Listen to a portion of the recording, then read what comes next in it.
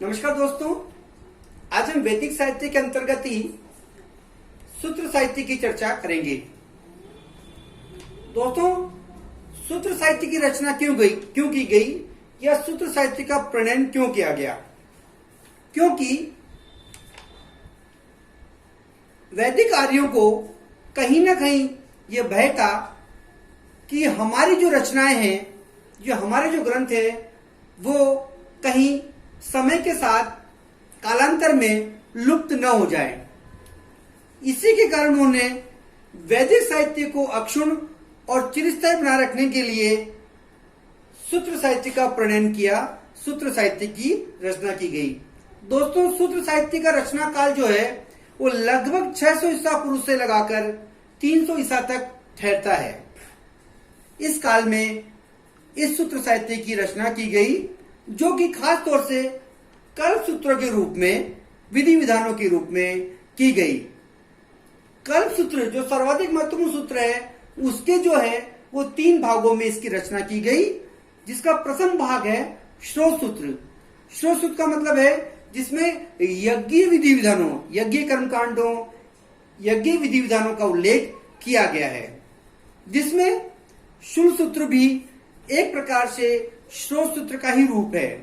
दोस्तों, शुल सूत्र जैसा कि आपने पढ़ा ही होगा, शुल सूत्र जो है वो भारतीय रेखागणित का बीज या मूल कहा जाता है, क्योंकि जब आर्यों को यज्ञ कर्मकांडों के लिए वेदिका बनाने की आवश्यकता होती थी, तो उन वेदिकाओं को इन्हीं रेखागणित के सूत्रों के आधार पर, इन्हीं रेखागणित के नियमों के आधार पर बनाया जाता था।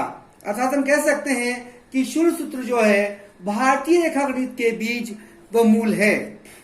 इन श्रोत सूत्रों में जो प्रसिद्ध श्रोत सूत्र है दोस्तों, वो है आश्वालयन का श्रोत सूत्र, वैखानस का श्रोत सूत्र, शांखायन का श्रोत सूत्र और बौधायन का श्रोत सूत्र।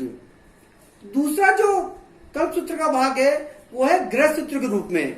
गृह सूत्र जैसा कि नाम से स्पष्ट है दोस्तों कि गृह सूत्र में गृहस्थ संबंधी विधि विधानों का उल्लेख किया गया है, और इनमें मानव जीवन के लौकिक यानी ये लोक और पारलौकिक, मानव जीवन के लौकिक और पारलौकिक क्रियाकलापों से संबंधित नियम विधि विधानों का उल्लेख किया गया है।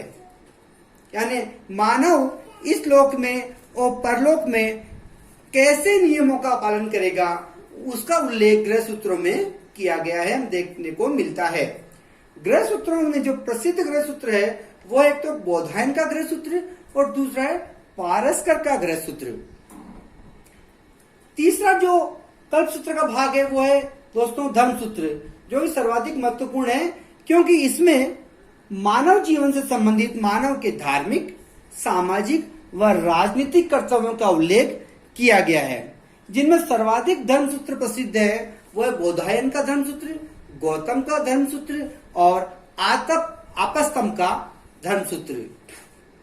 दोस्तों, ये तो धर्म सूत्रों की बात। धर्म सूत्रों से आगे जो है वो स्मृति ग्रंथों का विकास हमें देखने को मिलता है, जो कि इन्हीं धर्म सूत्रों पर आधारित है। यानी कि इन्हीं धर्म सूत्रों से ही स्मृति ग्रंथों का विकास हुआ है। तो स्मृति ग्रंथ जो है वो इन धर्म सूत्रों पर ही आधारित है। इसमें भी सामाजिक, धार्मिक और राजनीतिक कर्तव्यों का उल्लेख किया गया है, जिनमें सर्वाधिक प्रसिद्ध जो स्मृति है वो है मनुस्मृति, जो कि सर्वाधिक प्रामाणिक व प्राचीन स्मृति मानी जाती है। दूसरी है याज्ञवल्क्य स्मृति, नारद स्मृति, पाराशर स्मृति, कात्यायन की स्मृति है, बृहस्पति और गौतम की स्मृति बहुत ही प्रसिद्ध स्मृति में से एक है। दोस्तों, इन्हीं स्मृतियों पर कालांतर में टीकाएं या भाष्य लिखे गए हैं, जिनमें मनुस्मृति पर टीका या भाष्य जो है वो सर्वाधिक प्रसिद्ध और भाष्य है वो है मेधातिथि का।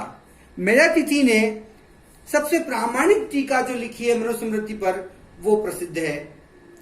दूसरी जो टीका लिखी है याज्ञवल्क्य पर, वो 11वीं-12वीं शताब्दी में विज्ञानेश्वर की मिताक्षरा नामक टीका बहुत ही प्रसिद्ध टीका है। तो इस प्रकार से इन स्मृतियों और टीकाओं के माध्यम से मानव जीवन के धार्मिक, सामाजिक और राजनीतिक कर्तव्यों का उल्लेख इसमें किया गया है। इसके अलावा मनुस्मृति से पुष्यकाल पर, पुष्यवंश पर और मौर्य काल पर भी पर्याप्त प्रकाश पड़ता है, यानी मौर्य काल के इतिहास को जानने के लिए भी मनुस्मृति उतनी ही महत्वपूर्ण है। इसी प्रकार नारद और पारदर्शी स्मृतियों से गुप्त काल के सामाजिक और धार्मिक जीवन पर पर्याप्त प्रकाश पड़ता है। तो दोस्तों, सूत्र साहित्य का प्रणयन का जो उद्देश्य था वो मानव के धार्मिक, सामाजिक, राजनीतिक जीवन संबंधी था ही, साथ ही इस पर विभिन्न वंशों का, विभिन्न कालों का इतिहास हमें जानने को मिलता है। धन्यवाद।